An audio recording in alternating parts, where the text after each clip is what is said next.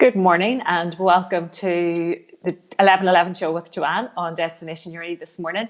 My guest today is Claire Hegarty, and Claire is a nutritionist whose path I crossed with a few years ago, and we haven't kind of been in touch until more recently. So I'm really delighted to have Claire here with me this morning. I had last week off, just I guess enjoying the May bank weekend, bank holiday week. And we kind of just led into that. So it feels like ages from I've been here. Anybody watching in this morning, if you have any questions for myself or Claire, please feel free just to pop them in the comments and we will either get to them during the show or we'll come back afterwards. But I'm delighted to have Claire, but I'm going to let Claire introduce herself. So Claire, tell us a little bit about you and what you do, what you're passionate about, all that kind of stuff. Okay, so thanks for having me, Joanne, and it's lovely to chat with you after so long. So I'm a nutritionist and a health coach, and I also work a lot in the area of sleep. I'm trained in sleep, both child sleep training and sleep disorders for adults, including insomnia and the likes. But I'm a busy mom of 3 kids. Once upon a time, I had a very busy corporate career, and I, in recent years, went back to study nutrition.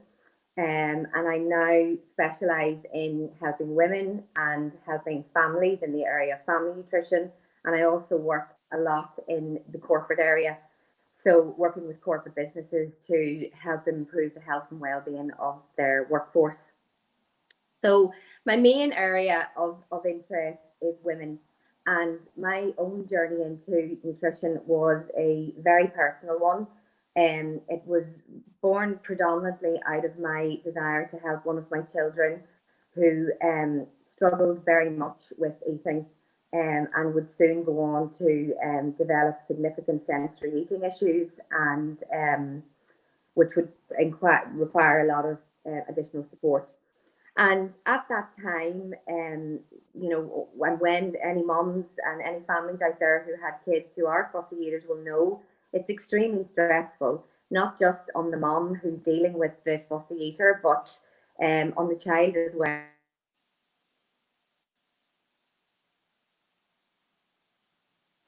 I went to a range of consultants and therapists, from nutritional therapists to consultants north and south of the border.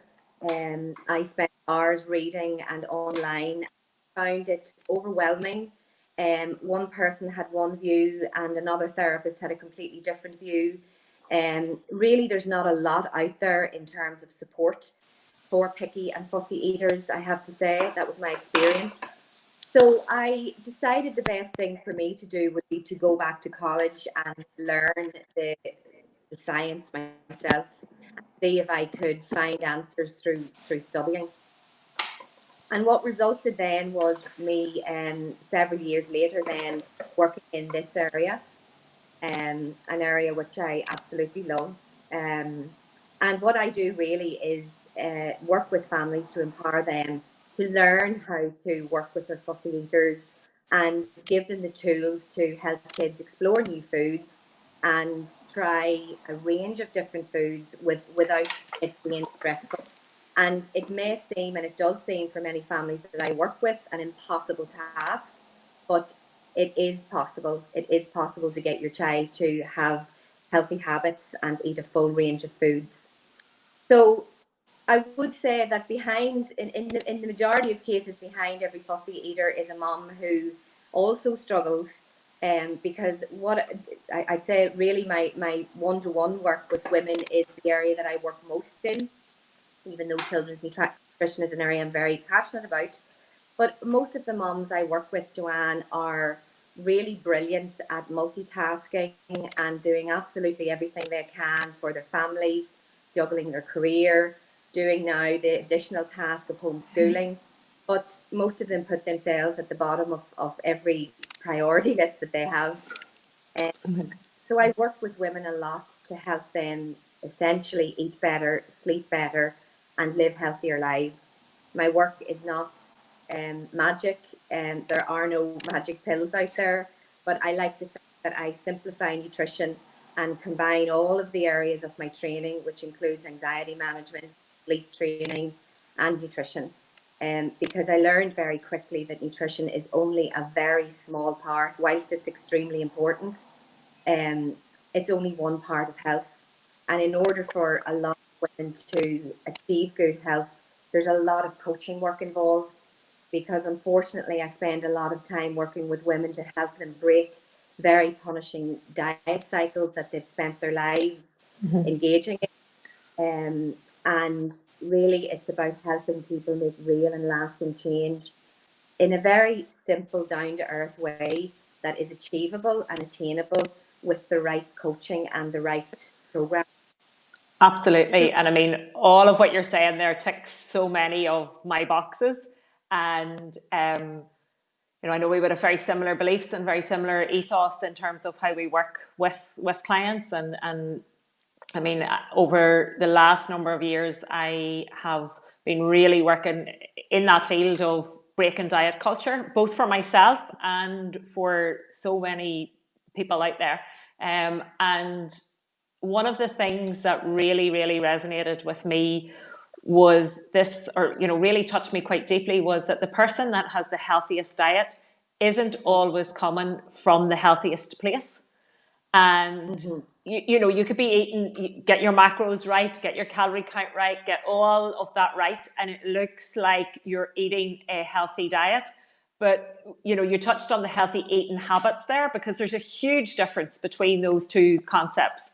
And I think there's a risk at the moment whereby wellness culture has become such a a big thing. And I mean, I'm part of it, so it's not like it's like I can look on, in a sense, with some criticism in terms of where it goes. How does that kind of resonate, or how does that feel for you? Well, I see that a lot, Joanne. I mean, for me, there's a couple of things that jump out to me. And I think the fact that the health and wellness industry is growing is phenomenal. And I am delighted to be involved with the likes of yourself and many other people in this area who are doing a lot of good things to make life better for not just women, but in the general population when it comes to health and wellness. But there are many, many things that make someone healthy. And as you say, it is not just the appearance of being thin or counting calories. I look at health as being 4 areas, really. Sleep being one of them, which, as I say, is an area I work in. Believe that to be the foundation of good health. You can't have a great diet and do 3 exercise classes a week and train for a marathon and sleep really poorly, because your health will not be good if that's the case. It's a combination of sleep, the right nutrition as opposed to calories or macros. I like to look at someone just nourishing their body with a good range of foods and plenty of variety. And also your stress levels and how your life is in that area. So I would say 80% of the women I work with would at some level suffer from stress and anxiety. And I think recently a statistic came out saying that 80% of all GP visits are stress related, whether that be from poor sleeping or anxiety issues or depression or gut issues. It's just very common now, and I don't think any of us could say that we have a stress-free life. So eating properly, sleeping properly, managing stress are all very important elements of overall health and wellness. I do sometimes, when I see these 10-day sugar-free challenges and 5-day sugar-free challenges, I get a little bit perplexed, because I don't think they're teaching the right behaviours, and I think they do a disservice to our health and wellness businesses and also to the women we support. Yes, we need to really understand what drives people and give absolutely. them I mean, it's a not 5-day challenges to cut out sugar. Yeah, it's a long-term journey, really. And I guess the key, as you say there, I'm really interested in the sleep, and we've a question come in from one of our viewers there, just to say, is for an adult with learning disability, are there tools that you can use to help with sleep? You know, and I know this. I know the particular situation here, and this has been a long-term ongoing issue. In terms of improving sleep, what are the key things for us to look at? We had a breathing coach on a few weeks ago, and Owen would be a sleep coach and a snoring coach and all of that as well. From your perspective, what are the kind of things that we can look at within the home that might help improve the quality of sleep? So your breathing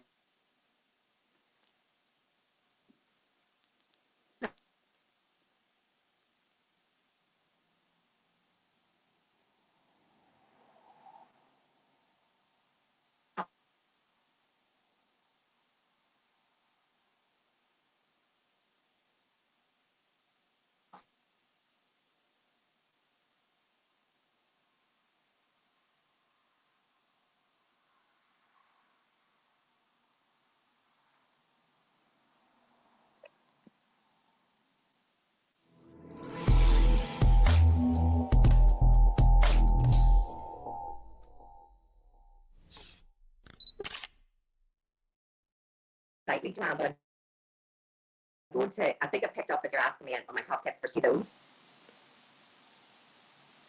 Hi, Claire, are we back?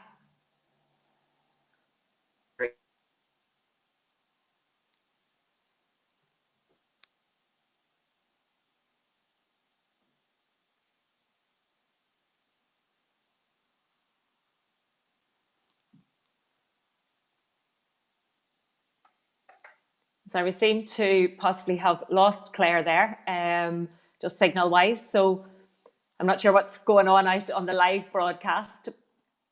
I'm just going to give it a couple of minutes here, and hopefully we'll be able to reconnect that link.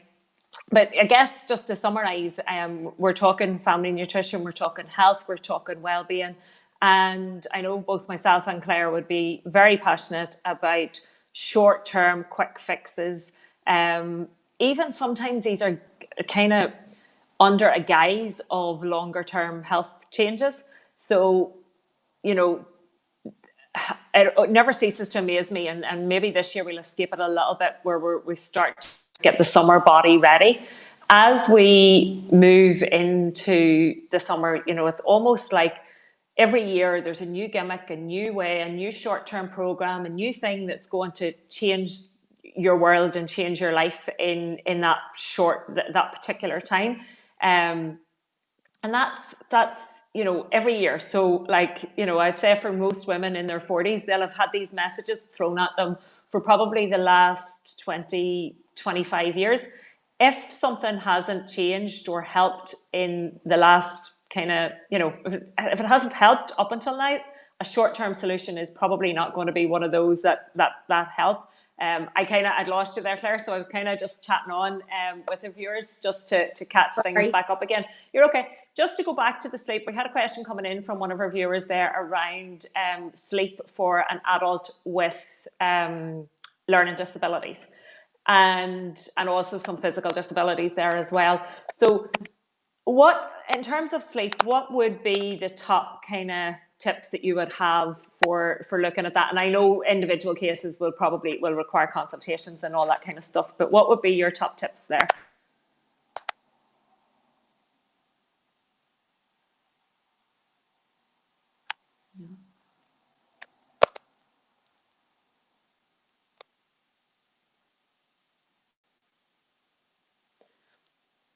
So we're definitely having trouble with this connection this morning.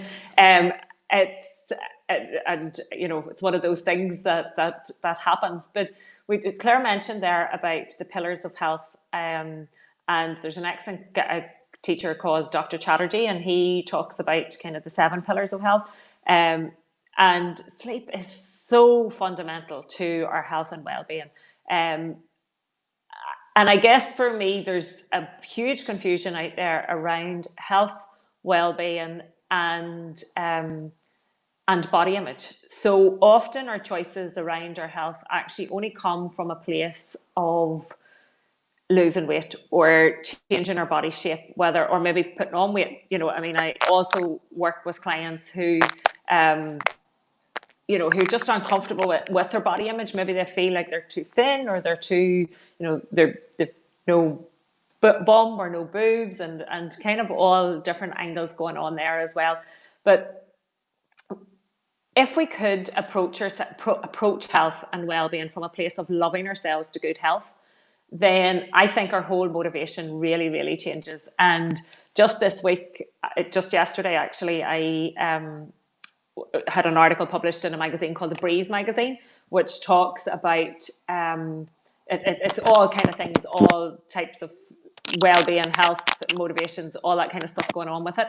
And this particular article was about almost well-being overload, because we can kind of, you know, definitely overload and do way more than, you know, try to fit all of these things and come at them from the most, I guess, unhealthy places. So I'm not sure if I've got Claire back here. Are we back, Claire?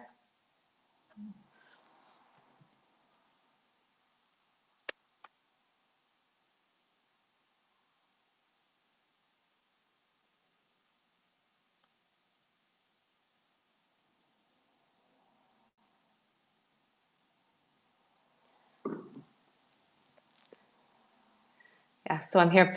Again, anybody staying with us here through these kind of technical difficulties. If you have any questions, I mean, I'm happy to answer any questions. It is an area I trained in a few years ago with the Institute for the Psychology of Eating. It's an area that I work in with my clients as well. And I love having guests on who have similar interests. I'm really passionate about collaborating with other wellbeing coaches, other health coaches in our local area, because, you know, the type of approach that works for one person will be perhaps very different to the kind of type of approach that might work for someone else. So let's fire any questions that you may have in there. And I'll share, I guess, some of my insights around health and wellbeing and food and nutrition, and some of the things that really resonated for me. In particular, it was the understanding of the role that stress plays in metabolism, and how our belief system around what we're eating can influence how our body metabolizes that. So that was a huge kind of revelation for me. And I think most of us would like to improve our metabolism. And yet we perhaps approach that in you know, not such a healthy way. The whole idea of reducing stress means that as we know that when we reduce our stress, we then also produce a lot more endorphins, we produce a lot more oxytocin, and we then metabolize that food in such a different way, and our body processes it really, really differently than it would if we're in high levels of adrenaline or high levels of cortisol. And sleep plays such a huge part from that. There's a whole area of you know, of roles and a whole way that interacts with absolutely everything. During sleep, our body is resting, it's it's renewing, it's doing all sorts of healing processes, and it gives us that opportunity to begin the new day from, I guess, a very different place. So yeah, it's unfortunate that we've had some internet issues there. Claire has had some internet issues being able to connect with us, but I will definitely have her back on and at another time, and we'll hopefully be able to maintain that connection. So I'm not sure what kind of the connectivity issues are there, but I know that there is some work being done on lines and things. So hope that may be in Claire's area, and she's just not able to connect with us this morning. So we will definitely have Claire back. I will also be back on Thursday, and I will have another guest, and we'll explore all of that. So if you are interested in the field of mind body nutrition or any of those kind of things, you can certainly touch base with myself for the sleep and Claire's area of expertise. We'll pop in some details there that you can get touch base with Claire, and she's doing some exceptional work in this area. So thank you for your patience this morning. Thank you for joining in, and I look forward to connecting with you all very soon. Take care, everybody.